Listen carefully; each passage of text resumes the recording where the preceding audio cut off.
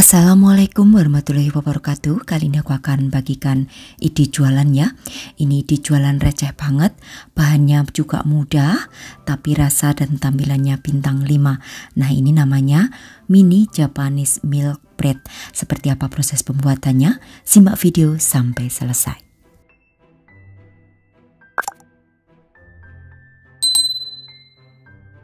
Siapkan terlebih dahulu 250 gram tepung terigu, lalu tambahkan 35 gram gula pasir, 1 sendok makan ragi roti, kemudian tambahkan 40 gram susu bubuk ya. Untuk susu bubuknya ini mereknya bebas aja. Kemudian aduk hingga tercampur rata.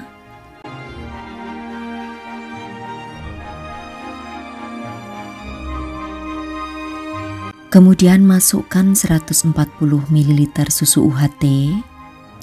Untuk memasukkan susunya secara bertahap, sedikit demi sedikit supaya tidak kelembekan ya nantinya untuk adonannya.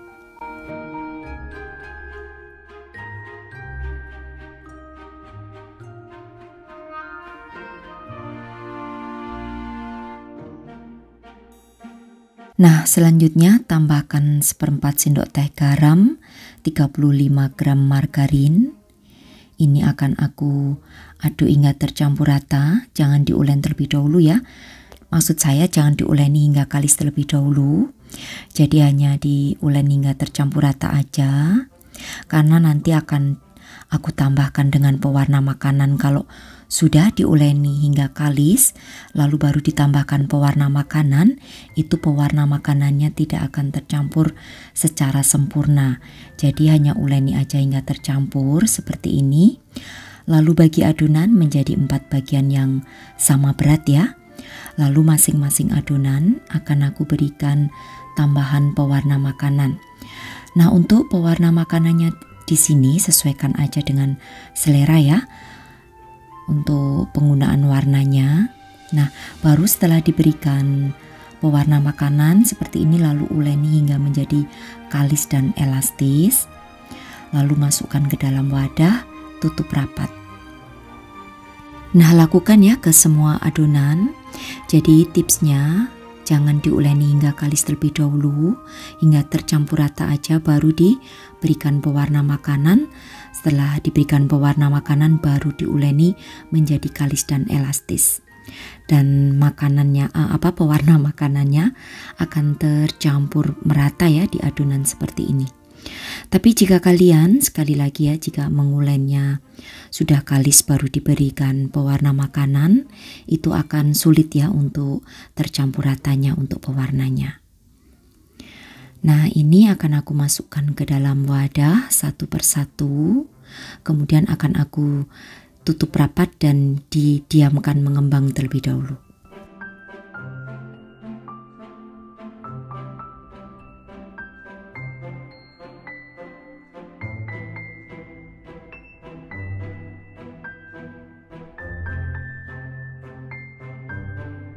Oke, setelah semuanya selesai diberikan pewarna makanan, lalu akan aku diamkan ya selama 20 menit aja dengan ditutup rapat menggunakan serbet atau mungkin juga menggunakan penutup yang lain.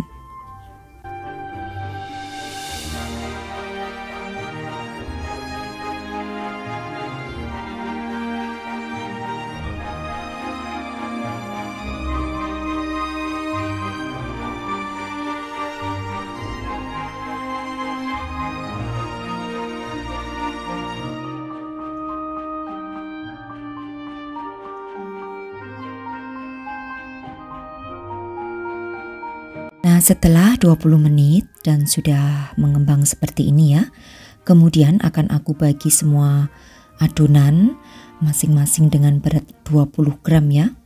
Jadi semuanya ditimbang aja dengan berat 20 gram. Lalu di bagian tengahnya akan aku beri isian krim keju atau sesuaikan dengan selera ya untuk isiannya. Kemudian bentuk menjadi bulat, lalu sisihkan.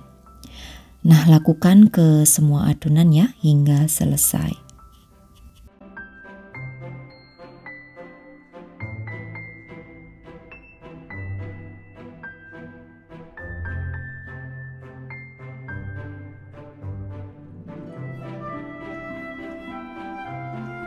Oke, setelah semuanya adonan dibentuk bulat dan diberi isian, lalu siapkan untuk cup kertas ya. Ini masukkan 4 bulatan ke dalamnya seperti ini.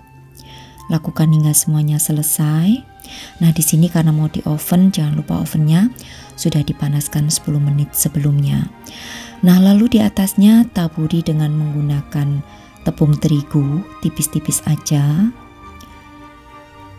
Dan setelah itu tidak perlu di-proofing lagi, langsung di oven.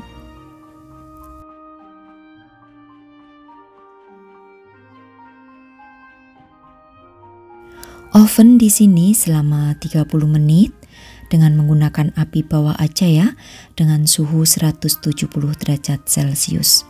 Ingat, hanya menggunakan api bawah saja. Oke, setelah matang seperti ini lalu angkat dan dinginkan terlebih dahulu.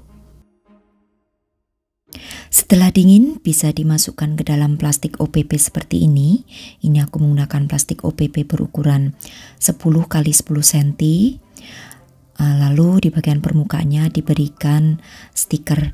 Nah, kenapa untuk mengovennya hanya api bawah aja supaya tidak gosong ya tampilan di bagian permukaannya.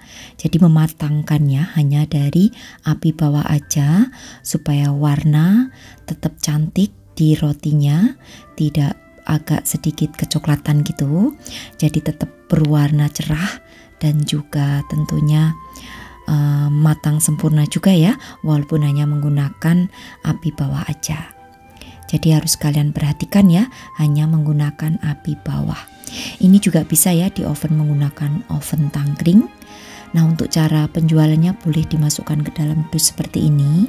Untuk persatunya bisa dijual 3 ribuan dan untuk satu dus ini isi 6 ya, bisa dijual dengan harga 15.000. Itu hanya perkiraan aja, tentunya nanti hitung aja dari modal awal yang kalian keluarkan. Untuk daya ketahanannya di suhu ruangan, roti mini Japanese milk ini bisa bertahan 3 hari ya. Ini tanpa menggunakan bahan pengawet, hanya bisa bertahan 3 hari aja di suhu ruangan. Oke, demikian tadi saja untuk resepku kali ini. Cara membuat ide jualan yang cantik, warna-warni. Namanya mini Japanese milk bread ala aku. Mudah-mudahan bisa bermanfaat ya buat sahabat aku semua di rumah yang ingin membuat ide jualan sebagai isian snack box maupun mungkin sebagai ide jualan hantaran atau bisa juga sebagai snack harian, teman minum teh ataupun kopi untuk keluarga.